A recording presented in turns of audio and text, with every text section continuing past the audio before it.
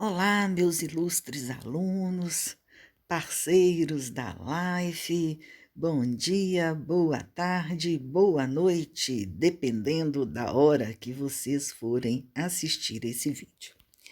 Dando continuidade ao nosso trabalho de entender como funciona o processo de recrutamento e seleção, nós já compreendemos, já estudamos a parte teórica desse processo, nos aprofundamos bastante no entendimento do currículo, aprofundamos também na questão da entrevista, que é algo que, ai meu Deus, dá muito medo, tô nervoso, tô doidão.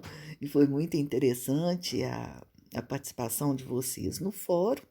E aí agora nós iremos dar mais um passo para complementar, para completar esse processo de recrutamento e seleção através do entendimento dos principais testes que são feitos pelas empresas.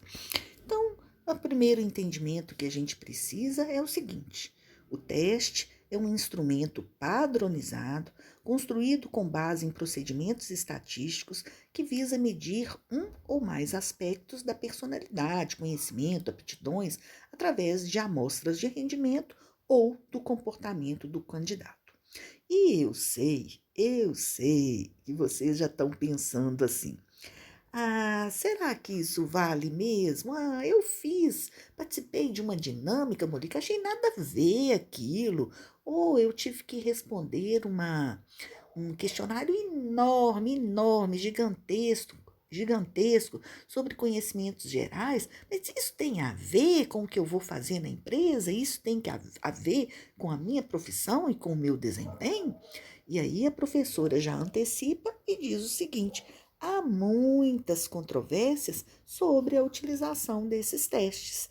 E a gente já sabe o seguinte, que isoladamente os testes, eles não têm nenhuma serventia, mas juntamente com uma avaliação criteriosa do currículo e com uma participação assertiva, efetiva na entrevista, o teste é muito útil. Ele é útil para conhecer um pouco mais do candidato, ele é útil para desempatar. Por quê? O currículo está muito parecido. Na entrevista, os três candidatos foram muito bem. E agora? Poxa, como tomar essa decisão? E aí o teste ele vem como mais um complemento, não que o teste apenas ele vá fazer a diferença dentro do processo, mas juntamente com outras técnicas, ele terá sim o seu valor. E aí nós vamos falar, explicar detalhadamente sobre as principais técnicas de testes e o primeiro que a professora vai explicar é o teste de conhecimento, que visam medir o grau de conhecimento que o candidato possui sobre um determinado assunto, sendo indicado para avaliar as competências técnicas, tá certo? O teste de conhecimento, ele vai analisar as competências técnicas e não as competências comportamentais que nós iremos falar um pouco à frente. Então, pode ser escrito, pode ser oral e pode ser prático, tá certo? Então, muitas vezes, até em todo concurso, né, gente, cai conhecimentos gerais e atualidades. Ai, Mônica, você acha que é importante? Sim, eu acho sim. Eu acho que o profissional, ele não tem que entender apenas do conhecimento técnico que ele vai executar no seu dia a dia profissional, mas também do que acontece à sua volta, do que acontece no mundo. Então, eu não posso ser uma pessoa alienada, não é? Então, os conhecimentos gerais, as atualidades, claro, é lógico, é óbvio que qualquer concurso que venha cair daqui para frente vai ter uma questão sobre coronavírus. É lógico, é isso que é o assunto do momento, bastante atual. Então, a pessoa tem que estar informada, né? Uma prova escrita, que é muito utilizada principalmente para o pessoal da área financeira, para as pessoas que querem trabalhar nas instituições financeiras, nos bancos, é a prova de CPA-10, onde tem um conhecimento técnico apurado, é uma prova escrita, difícil, tem que estudar, e ali está medindo os conhecimentos técnicos que a pessoa tem sobre aquele assunto. Se é a parte de elétrica, se é a parte de metal mecânica, se é a parte de Excel, aí a gente já vai para um teste de conhecimento prático. E isso é utilizado, Mônica, com muito mais frequência do que vocês imaginam, né? Porque eu falar que sei é uma coisa, eu provar que sei através da minha prática é diferente. Então, esses são os principais testes de conhecimento.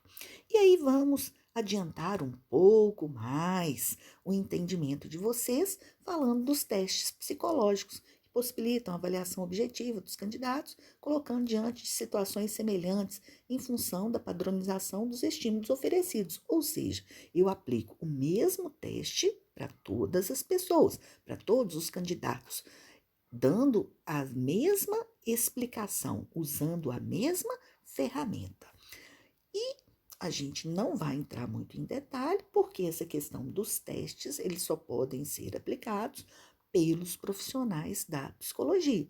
E esses testes psicológicos, diferentemente dos testes de conhecimento, eles abordam mais a questão comportamental. Os testes de inteligência geral avaliam a aptidão para o raciocínio abstrato, o raciocínio lógico, né? Também. Tanto que se vocês pegarem aí os editais de concurso, grande maioria deles caem questões sobre português, matemática, informática e raciocínio lógico, porque são conhecimentos e conhecimentos gerais, né? Então, são conhecimentos básicos que se fazem necessário a qualquer profissão. Não interessa se eu sou da área de humanas, eu também tenho que ter conhecimento básico de matemática, por exemplo, para entender como é que funciona o cálculo das férias de um funcionário. Então, o teste de inteligência, né, ele avalia a aptidão. E muito em alta hoje é a questão do raciocínio lógico abstrato. Aí a gente tem o teste de personalidade, possibilita identificar as características dos candidatos, mas não é possível se avaliar em termos de certo e errado. Você não vai aprovar ou reprovar, tomou pau no teste de personalidade. Não existe isso, né? Porque os traços de personalidade, eles são os mais variados possíveis, porque as pessoas são diferentes, né? Mas a preocupação que eu tenho é o seguinte, olha, o máximo que se pode fazer é analisar a adequação entre o perfil de personalidade identificado e o perfil da vaga para o qual o candidato está concorrendo. Então, se no teste de personalidade eu percebo que aquele candidato ele é tímido, ele é mais introspectivo, ele tem dificuldades de comunicação, ele tem mais dificuldades de relacionamento, será que o departamento comercial é o mais adequado? Não sei. Pensem aí junto comigo, né? Então, o teste de personalidade, ser tímido é errado, definitivamente é uma característica da pessoa que não se adequa a determinadas funções. A pessoa fala assim, uma das minhas características de personalidade, a pessoa fala até como ponto forte, né? É saber ouvir. Nossa, fantástico, gente. Fantástico. As pessoas falam mais do que ouvem. Ao contrário do que deveria, né? Fala, tem duas orelhas e uma boca, né? Então, dois ouvidos para ouvir mais do que fala. Não, mas a grande maioria, a pessoa fala, né? Chega alguém e fala assim, eu tô com um problema. E eu também. E eu também tô, e aconteceu isso. A pessoa que iria desabafar, ela acaba virando ouvinte, né? Então, a pessoa fala assim, uma das minhas características muito importantes é que eu sou um bom ouvinte. Beleza, parabéns. Mas será que ser um bom ouvinte é a melhor característica para um vendedor? Já pensou? O vendedor vai ficar só ouvindo? Não, ele tem que ouvir para ele entender o que o cliente precisa. Beleza, arrasou até aí. Mas ele também tem que ser um bom comunicador, porque senão ele não vai conseguir passar a mensagem, né? Então, teste de personalidade, só reforçando aí, não tem certo, tá certo, errado, tomei pau. Não, né? Você tomou pau no teste psicotécnico lá para tirar a carteira, né? Que isso também é muito difícil, né? Mas o teste de personalidade ele não tem certo ou errado, mas ele vai entender as suas características, né? E isso é muito importante. Provas situacionais. Fantástico, eu gosto. Aprovo, acho muito legal, né? Então vamos entender. São atividades estruturadas que colocam o candidato diante de uma situação típica do seu dia a dia de trabalho, com vistas a avaliar sua capacidade, percepção, solução de problema, tal, tal. As provas situacionais são elaboradas na própria empresa, exigindo a participação efetiva da chefia, que vai avaliar ou que vai assistir, né? Porque eu vou explicar para vocês, visando a elaboração de situações, problemas que sejam realmente representativas das atividades que são inerentes ao cargo. Então, por exemplo, se eu estou contratando um vendedor, eu vou pedir que ele venda. Se eu estou contratando uma telefonista, eu vou pedir que ela faça a simulação de um atendimento telefônico, de uma pessoa calma, de uma pessoa nervosa, de uma pessoa que quer uma informação, de uma pessoa que está reclamando e que está muito brava. Então, a prova situacional é colocar o candidato em uma situação, o próprio nome já diz, muito semelhante ao que ele irá encontrar no seu dia a dia profissional. Isso acontece muito, muito. O pessoal aí que tem feito as entrevistas para o Itaú, para o Santander, para os bancos particulares, sempre passam por essa saia justa, né? O entrevistador, normalmente o gerente, ele está entrevistando e tal, tal, tal, porque vocês sabem que essa parte do mercado financeiro, né, tem muito essa questão de venda, e aí ele fala assim: vende essa caneta para mim. No meio da entrevista, ele fala assim: vende essa caneta para mim. Então, além da entrevista, ele está passando por uma prova que é parecido. É lógico que ali no banco ele não vai vender uma caneta, mas o entrevistador ele vai buscar as características, a criatividade, né, que pode ser aplicado no dia a dia profissional. E aí a gente entra num outro aspecto que é bastante importante, que é assustador para alguns. E para outros conseguem tirar de letra, que é a dinâmica de grupo, que está muito na moda realmente. Então, a dinâmica de grupo atualmente vem sendo bastante utilizada pelos profissionais de seleção por ser um recurso que possibilita observar o candidato em situações de grupo. Olha só o que a professora já falou. Dinâmica de grupo é em grupo, diferente do currículo, diferente da entrevista, diferente da prova situacional, não é? Ou a prova de conhecimento, de personalidade, tudo isso você vai estar sozinho ali. Então, a dinâmica de grupo vem sendo bastante utilizada pelos profissionais por ter um recurso que possibilita observar o candidato junto com outras pessoas, que é o que acontece no dia a dia profissional. Raramente são pessoas que trabalham sozinhas. Às vezes ela até trabalha numa sala sozinha, que isso hoje também está sendo bastante discutido. Mas ela tem que conviver com outras pessoas. É uma das etapas do processo seletivo que alguns candidatos têm curiosidade, além de um certo receio, por acharem que existe uma fórmula para se comportar. Primeiro, normalmente as dinâmicas de grupo elas têm um caráter lúdico, ou seja, de brincadeira, de interação, até porque nós estamos com outras pessoas, né? E algumas dicas, né? Seja você mesmo, interaja com os demais. Dinâmica de grupo tem que ter interação, porque senão seria dinâmica individual, não seria dinâmica de grupo. Seja líder sem ser autoritário, não é? Ali você não é chefe de ninguém, você tem que mostrar uma liderança para buscar os companheiros para realizar um objetivo comum. ou uma tarefa comum, uma atividade comum. Mas ser líder não significa que vai ser o mandão, o autoritário, só ele que resolve, só ele que fala, tem que ser tudo do jeito dele. Tem que ter uma comunicação assertiva, né? A questão da comunicação, ela não pode ser agressiva. Eu sou voltando aí na questão do autoritarismo, né? Mas ela tem que ser assertiva.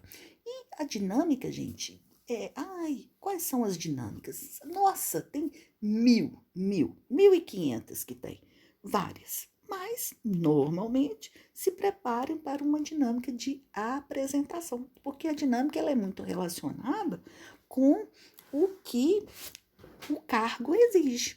Então, se é um cargo que tem uma questão da liderança muito forte, eu vou, na dinâmica, trabalhar bastante a questão da liderança. Se é um cargo que não tem subordinados, não é um cargo de chefia, eu posso trabalhar a liderança, mas de uma forma mais sutil, né?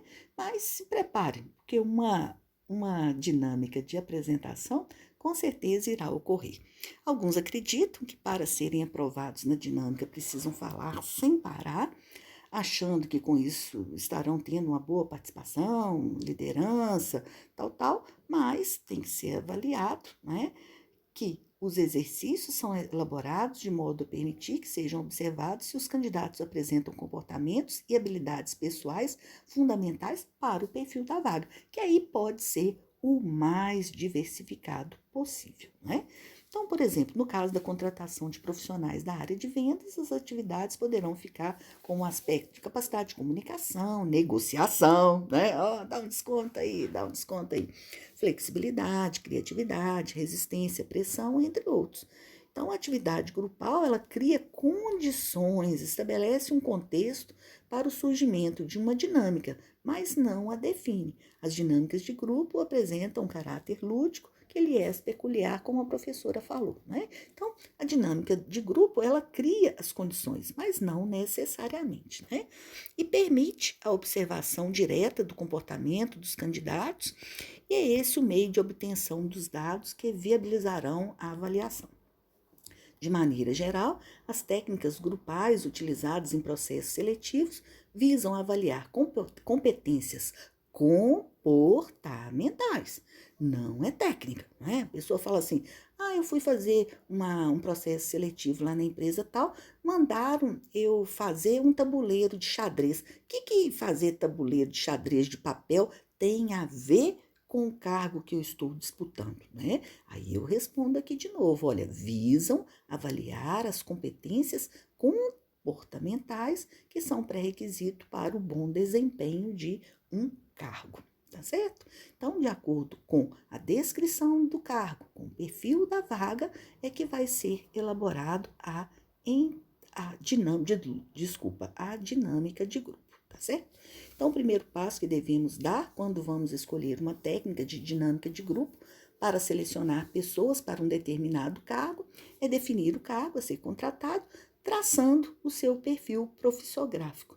E o segundo passo, as características principais a serem observadas durante a aplicação da dinâmica, geralmente determinadas juntamente com o setor requisitante ou com o futuro chefe imediato dessas pessoas, que é excelente para interagir, para conhecer as características comportamentais desse candidato, né?